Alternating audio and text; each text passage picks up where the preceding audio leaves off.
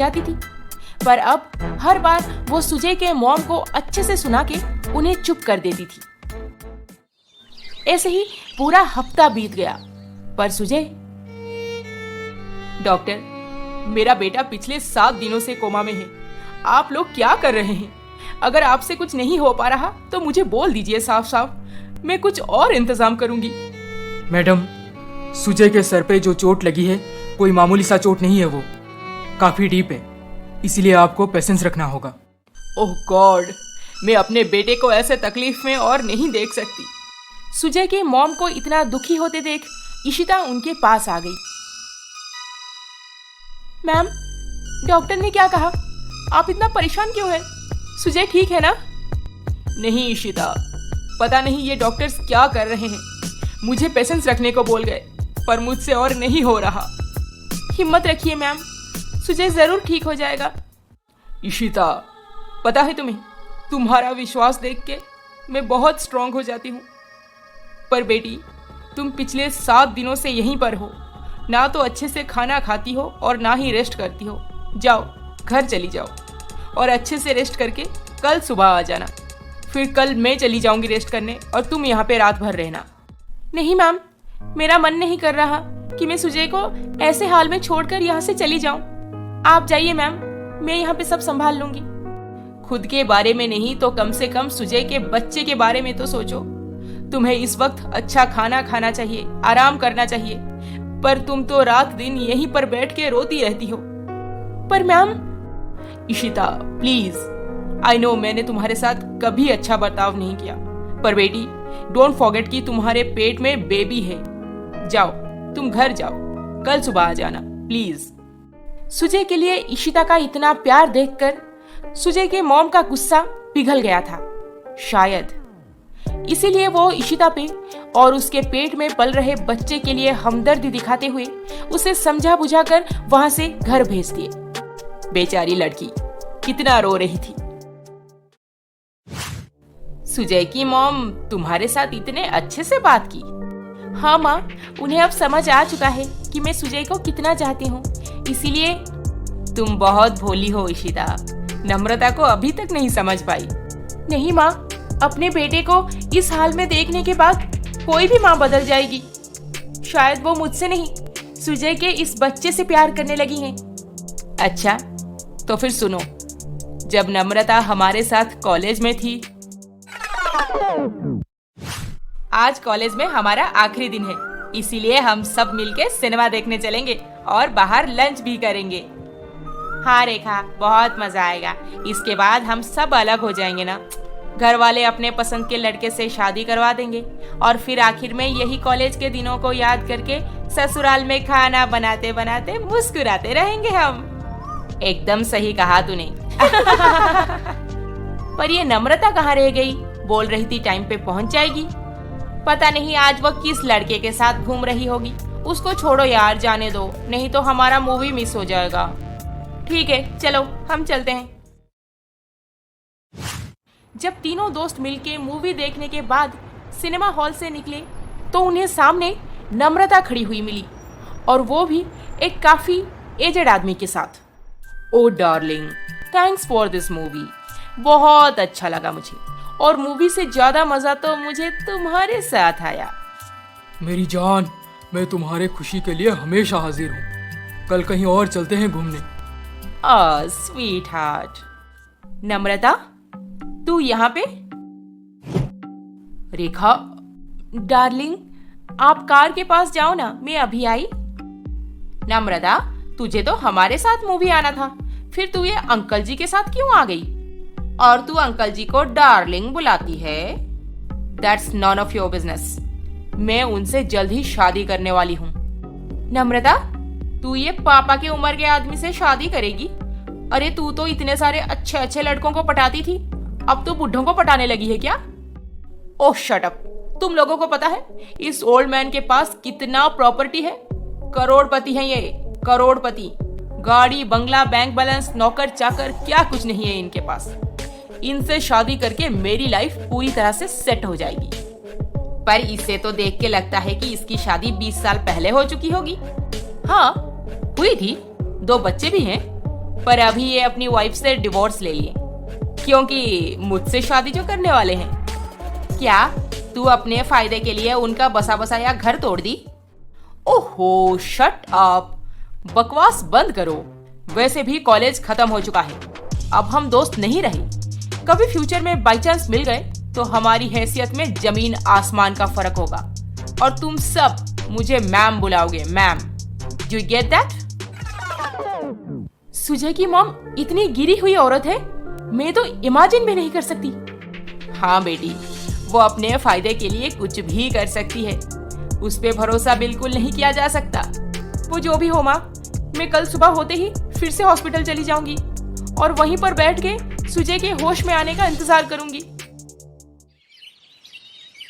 सुबह हो गई और इशिता तैयार होकर हॉस्पिटल निकली। वहां पे वो सुजय के वार्ड में पहुंचकर देखी कि वो वार्ड पूरी तरह से खाली था, वहां पे कोई नहीं था। सिस्टर सुजय कहाँ है? उनको घर भेज दिया गया है। घर भेज दिया? पर वो तो कोमा में था। फिर? मैडम जाइए उनके घर पे मिल लीजिए, मुझे अलग काम है। इशिता बिना देर किए सुजय के घर पहुंची।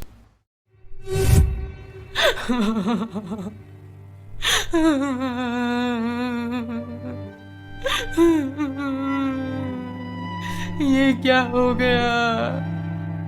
ये सब क्या है? मैम, आप रो क्यों रही है? सुजय कहाँ है? मैडम, सुजय साहब अब नहीं रहे। डॉक्टर्स उन्हें बचा नहीं पाए, इसीलिए कल रात को ही। ये नहीं हो सकता। मेरा सुजय मुझे ऐसे छोड़ के नहीं जा सकता। और एक शब्द भी तुम्हारे मुंह से सुनना नहीं चाहती मैं। चली जाओ यहाँ से। तुम्हारे साथ फोन पे बात करने की वजह से ये सब हो गया। ना वो उस दिन तुम्हारे साथ बात करता, ना ये सब होता। अब मेरे लाइफ में कोई नहीं रहा, मेरा बेटा।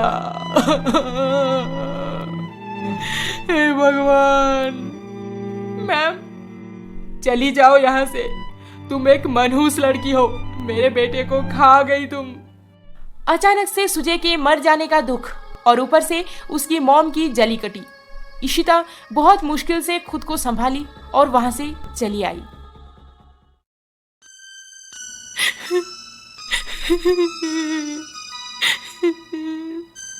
मत रो बेटी, मत रो। 12 दिन हो गए तुम ऐसे ही रो रही हो। देखो, सुजय जाने से पहले भगवान तुम्हारे कोख में उसके निशानी छोड़ दिए हैं। अब तुम्हें इसके बारे में सोचना चाहिए, तुम्हारे बच्चे के बारे में। बेचारी नम्रता पता नहीं अब अकेली कैसी होगी। जवान बेटे के मरने का दुख। हे भगवान, उसे हिम्मत दीजिए।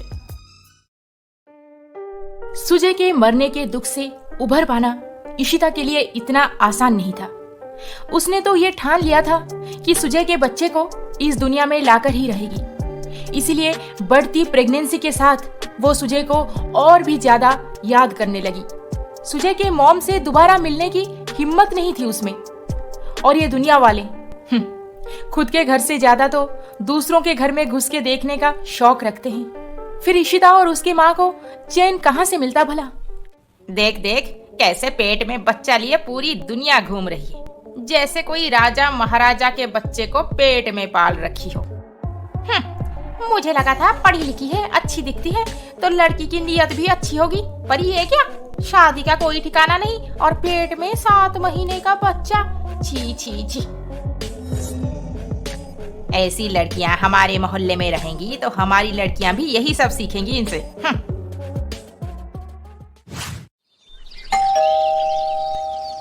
इशिता तो ऑफिस चली गई, फिर कौन आया है अभी? नमस्ते बहन जी। नमस्ते। आप? ये हमारे कॉर्पोरेटर जी हैं, आपसे बात करने आए हैं। जी आइए, अंदर आइए।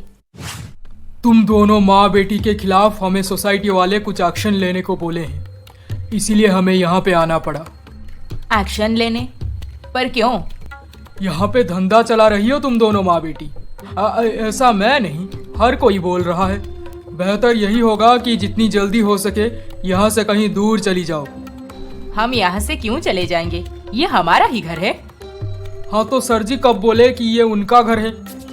तुम्हारी बेटी जो कांड करके रखी है, अब उसे शरीफों के मोहल्ले में रहने का कोई हक नहीं रहा।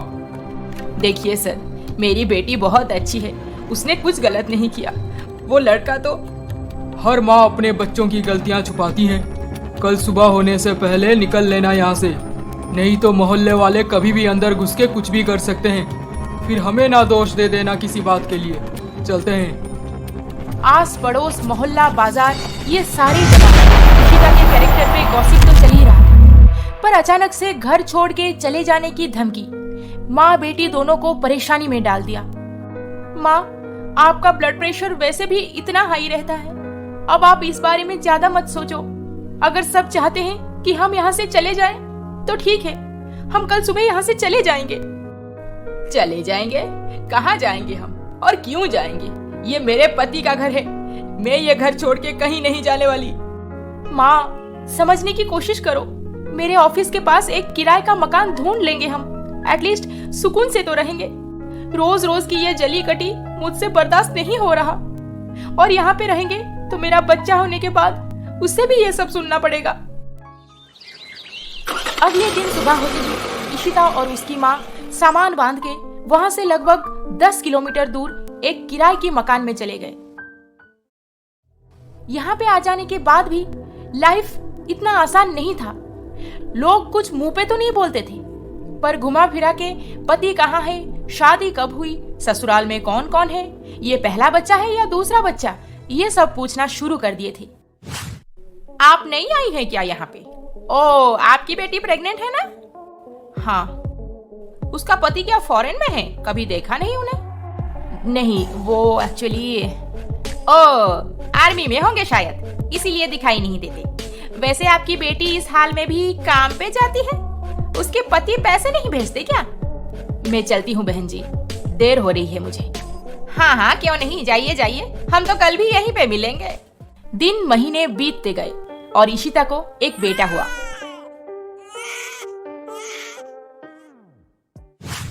माँ, मैं ऑफिस निकल रही हूँ।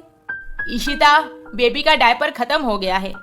हाँ माँ, मुझे पता है, मैं ऑफिस से आते वक्त ले आऊंगी, आप परेशान मत होना। हाँ हाँ ठीक है, जल्दी आ जाना, वापस आकर तुझे बच्चे को दूध पिलाना है। हाँ माँ, बाय। अब माँ बेटी दोनों बच्चे के परवरिश में इतना बिजी हो गए थे कि बाहर वालों की बातें उनके कानों तक नहीं पहुंचता था।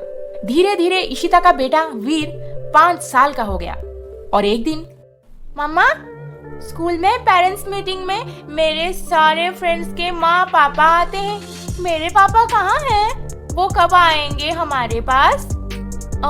वीर, तुम्हारे पापा भगवान के पास चले गए हैं और वो वहाँ से वापस नहीं आ सकते बेटा, इसीलिए तुम्हारे पेरेंट्स मीटिंग में तुम्हारी मम्मा जाएंगी, ओके? Not okay. अगर पापा भगवान के पास बिजी हैं तो मैं भी भगवान के पास चला जाऊंगा, कुछ दिन वहाँ पर रह के पापा को वापस ले आऊंगा। वीर, ऐसे नहीं बोलते बच्चा, जाओ तुम बाहर खेलो। बाहर कैसे खेलने जाऊंगा? बाहर खेलने जाऊंगा तो सारे दोस्त मुझे पूछेंगे कि तेरे बाप का नाम क्या है। क्या बताऊं मैं उन्हें? मुझे तो मेरे पापा का नाम पता ही नहीं। सुजय, तुम्हारे पापा का नाम सुजय है। बस इतना ही नहीं, वीर का हर रोज अपने पापा के बारे में कुछ ना कुछ सवाल जरूर रहता था और उसका जवाब देना इशिता के लिए मुश्किल होते जा रहा था। फिर एक दिन स्कूल में, हेलो स्टूडेंट्स, ये है डॉक्टर नैना अरोरा, आप सबका हेल्थ चेकअप करने हमारे स्कूल में आए हैं। वीर, देख, डॉक्टर आई हैं, हमें सुई लगा देंगी। अरे पागल, डॉक्टर बस सुई थोड़ी लगाते हैं, वो तो इलाज करके दवा भी देते हैं। मेरा दोस्त बोल रहा था कि आप सुई लगा देंगे, मैंने उसे समझा दिया है कि आप दवा भी तो दे सकती हैं ना, सुई लगाने के बदले। आप तो बहुत होशियार बच्चा हो वीर, पर जरूरत पड़ने पर सुई तो लगानी पड़ेगी ना। वैसे आप बहुत स्वीट बात करते हो। ये लो, ये टेडी खास आपके लिए। टेडी? अरे वाह, थैंक यू। ये वाला टेडी तो मेरे मम्मा के पास बहुत सारे हैं। आपको किसने दिया है डॉक्टर मैम? मुझे ये टेडी सुजय ने दिया है। सुजय? क्या आपके पापा का नाम भी सुजय है?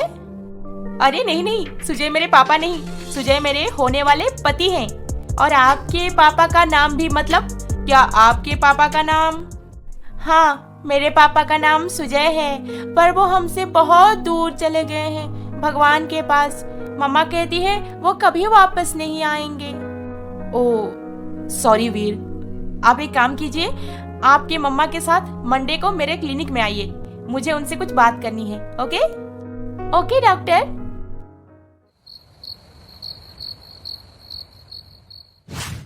वीर, तुम्हें ये टेडी किसने दिया? डॉक्टर मैम ने।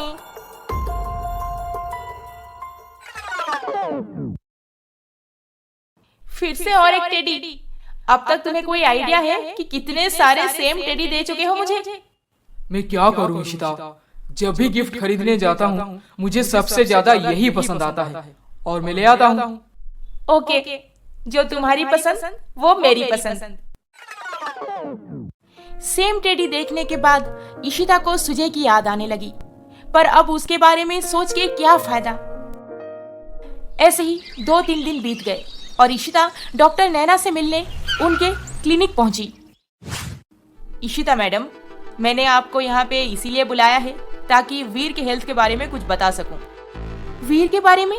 क्या बात है डॉक्टर, सब ठीक तो है ना? अरे नहीं नहीं, चिंता की कोई बात नहीं।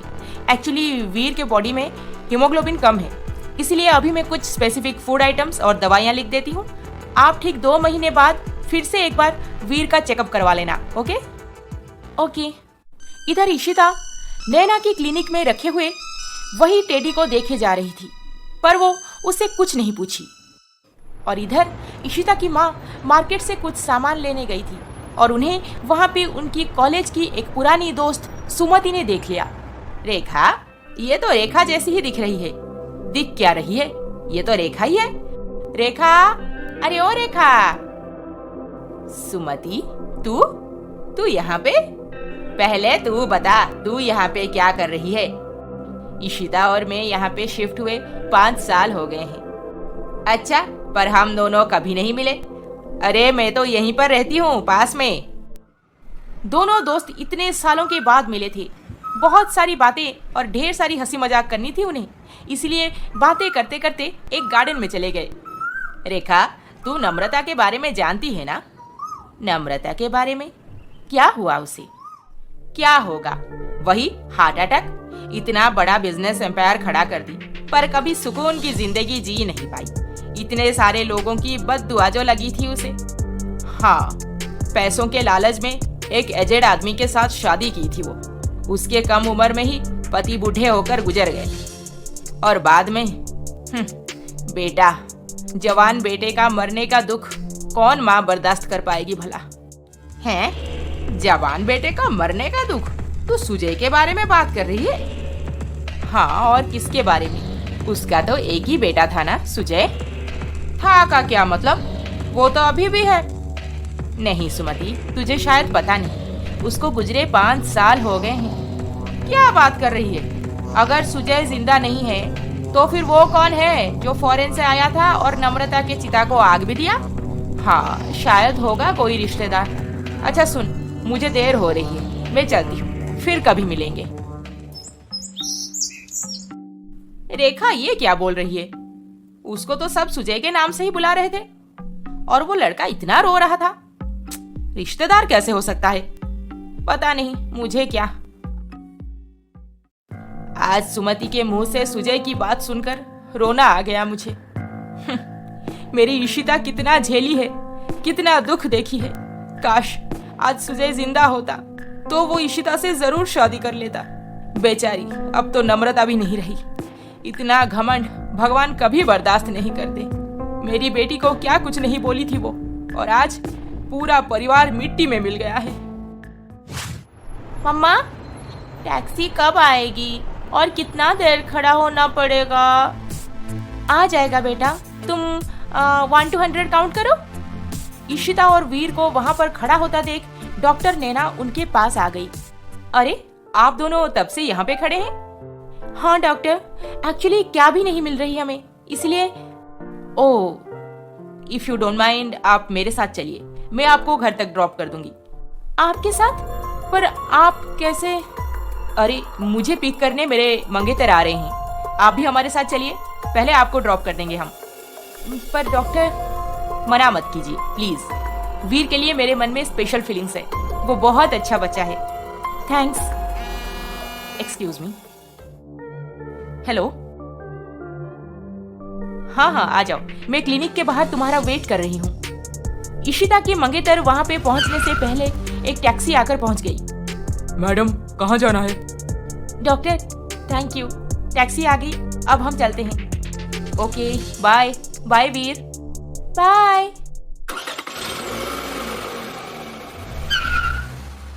नैना, तुम किससे बाय बोल रही थी? सुजय, तुम्हें याद है ना, मैं एक बच्चे के बारे में बोल रही थी, वीर। वही अपने माँ के साथ क्लिनिक आया था। इशिता और वीर कब से टैक्सी के लिए यहाँ पे खड़े थे। आखिर में टैक्सी आ गई और वो चले गए। इशिता? हाँ, इशिता वीर की माँ है, बहुत अच्छी लड़की है। इतने कम उम्र में विधवा हो गई बेचारी, पता नहीं भगवान ऐसे क्यों करते हैं। काश आज मेरी इशिता जिंदा होती तो मेरा बच्चा भी 5 साल का हो चुका होता। I love you Ishita and I miss you a lot. Doctor Naina के क्लिनिक में वही सेम टेडी था जो सुजय मुझे अक्सर दिया करता था। पता नहीं इतने सालों के बाद मुझे ऐसे क्यों लग रहा है, जैसे जैसे सुजय यही कहीं है। इशिता, इशिता, जवाब नहीं दे रही है। इशिता। हाँ माँ। कहाँ खोई हुई थी? मैं कब से बुला रही हूँ तुझे। नहीं माँ, कुछ नहीं। आप कहाँ गई थी? मुझे घर के लिए कुछ सामान लेना था, फिर मुझे बाजार में मेरी कॉलेज की सहेली सुमति मिल गई, उसी के साथ बातचीत में इतना देर हो गया। अच्छा, इतने सालों के बाद मिले अपने सहेली से, बहुत सारी बातें की होगी, है ना? हाँ, बात तो हुई, पर उसने नम्रता के बारे में जो कहा उसे सुन के बहुत बुरा लगा। क्या हुआ है उन्हें? वो अब नहीं रही, हार्ट अटैक में उसकी डेथ हो गई है। ओह अच्छा, देखो ना माँ, उनका पूरा खानदान खत्म हो गया। मुझे लगा था वो सुधर गई हैं, पर नहीं, वो मुझे उस दिन हॉस्पिटल से भगाने के लिए अच्छे से बात की थी बस। अगर वो सच में बदल गई होती तो एटलीस्ट एक बार मेरे बच्चे को तो देखने आती। ये उनके बेटे का ही तो बच्चा है। हाँ, मैंने तो तुमसे कहा था कि उस पे भरोसा बिल्कुल नहीं किया जा सकता। खैर जाने दो, अब उसके बारे में सोच के क्या फायदा। उस दिन मैं इशिता के साथ फोन पे बात करते करते मेरा एक्सीडेंट हो गया और फिर मैं कोमा में चला गया। सुजय, क्या सोच रहे हो? नैना, मेरे एक्सीडेंट के बाद जब मैं कोमा में था तब क्या क्या हुआ था? सुजय, तुम्हारा कंडीशन बिल्कुल ठीक नहीं था। यहाँ के डॉक्टर उम्मीद छोड़ दिए थे। अरोरा साहब, नैना, मैं आप ही का इंतजार कर रही थी। हमें अभी के अभी सुजय को यहाँ से ले जाकर किसी दूसरे हॉस्पिटल में एडमिट करवाना होगा और मैं अपने सारे कॉन्टैक्ट्स लगा के जल्द ही आप दोनों को सुजय को लेकर यूएस जाने का सारा अरेंजमेंट्स करती हूँ। जी आंटी, मैंने यूएस में 2-3 डॉक्टर से बात कर लिया है, आप चिंता मत कीजिए, मैं सुजय को हर हाल में बचा लूंगी, आई प्रॉमिस। सुजय को नैना यूएस ले गई थी और पूरे 2 महीनों बाद सुजय फिर से चल फिर पा रहा था। थैंक गॉड सुजय, तुम अभी पूरी तरह से ठीक हो गए हो। हाँ नैना, ये सब तुम्हारे वजह से पॉसिबल हो पाया, नहीं तो मैं कब का। ऐसे मत बोलो सुजय प्लीज, तुम मेरे लिए सबसे स्पेशल हो, बहुत प्यार करती हूँ मैं तुमसे। पता है मुझे, पर नैना, मैंने तुमसे एक बात छुपाया है। छुपाया है? कौन सी बात? मैं किसी और से प्यार करता हूँ, उसी से ही शादी करना चाहता था, पर मेरी मॉम का बिहेवियर मिडिल क्लास लोगों के साथ कुछ ठीक नहीं है, इसीलिए वो हम दोनों को अलग करके मेरी शादी तुम्हारे साथ पक्की कर दी। और उसी दिन मुझे मेरी गर्लफ्रेंड ने कॉल करके मेरी मॉम की असलियत बता ही रही थी कि मेरा एक्सीडेंट हो गया। ओह, आई एम सो। कुछ ठीक नहीं है, इसीलिए वो हम दोनों को अलग करके मेरी शादी तुम्हारे साथ पक्की कर दी। और उसी दिन मुझे मेरी गर्लफ्रेंड ने कॉल करके मेरी मॉम की असलियत बता ही रही थी कि मेरा एक्सीडेंट हो गया। Oh, I am so sorry Sujay, मुझे तो इस बारे में कुछ भी पता नहीं था। अब मुझे इंडिया जाकर सबसे पहले उससे मिलना है। अरे सुजय, देखो तो बात करते करते बहुत लेट हो गया है, अब हमें तैयार हो जाना चाहिए। इंडिया जाने के लिए एयरपोर्ट पहुंचना होगा जल्दी से। चलो चलो सामान पैक करो, बाकी की बात इंडिया में कर लेंगे।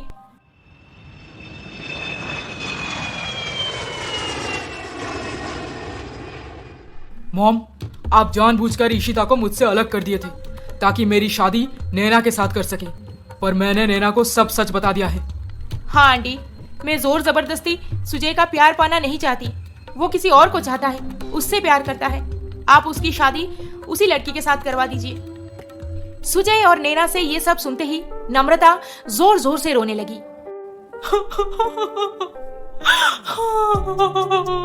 बेटा। क्या हुआ मॉम, आप रो क्यों रही हैं? बेटा, जब तुम्हारा एक्सीडेंट हुआ तब मैं अपनी गलती समझ चुकी थी कि मुझे तुम्हें उस लड़की से कभी दूर नहीं करना चाहिए था।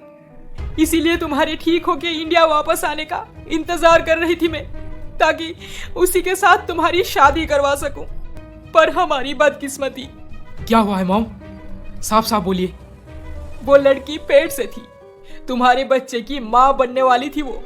हाँ माँ, मुझे पता है, उसने मुझे एक्सीडेंट से पहले सब कुछ बताया था। बढ़ती प्रेगनेंसी के साथ लोगों के ताने उससे बर्दाश्त नहीं हो रहा था। बहुत रोती थी वो। मैं कोशिश करके भी उसे समझा नहीं पाई, और एक दिन उसके माँ रेखा से पता चला कि वो खुदकुशी कर ली है। नहीं मॉम, वो ऐसे नहीं कर सकती, वो इतनी कमजोर नहीं है। मैं सच बोल रही हूँ बेटा, उसका भरोसा टूट गया था। उसको उम्मीद नहीं थी कि तुम ठीक होकर वापस आओगे कभी। इसीलिए वो खुद को और अपने पेट में पल रहे बच्चे को हमेशा के लिए खत्म कर दी। मॉम, नहीं, ऐसे नहीं हो सकता। सुजय, संभालो खुद को प्लीज। नैना, अब सुजय की जिम्मेदारी मैं तुम्हें सौंप रही हूँ। मेरी आखिरी ख्वाहिश है कि तुम दोनों शादी करके घर बसा लो। आंटी, आप ये सब मना मत करो बेटी, मुझे एक स्ट्रोक आ चुका है ऑलरेडी। इसीलिए मैं मरने से पहले तुम दोनों को एक साथ देखना चाहती हूँ। सुजय, प्लीज अपनी मॉम की आखिरी ख्वाहिश पूरी नहीं करोगे बेटा? हाँ माँ, ठीक है, वो तो अब नहीं रही, इसलिए आप जैसे चाहती हैं मैं वैसे ही करूँगा।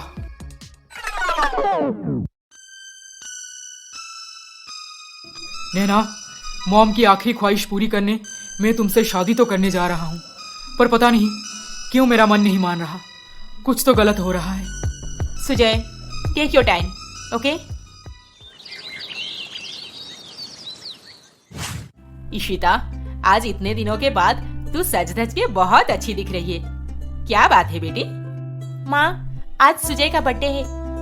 क्या? आज पापा का बर्थडे है? पापा आएंगे हमारे पास? नहीं बेटा, पापा तो नहीं आएंगे, पर हम दोनों पापा के फेवरेट रेस्टोरेंट में लंच करने जाएंगे। वाह, मैं अभी तैयार हो जाता हूँ।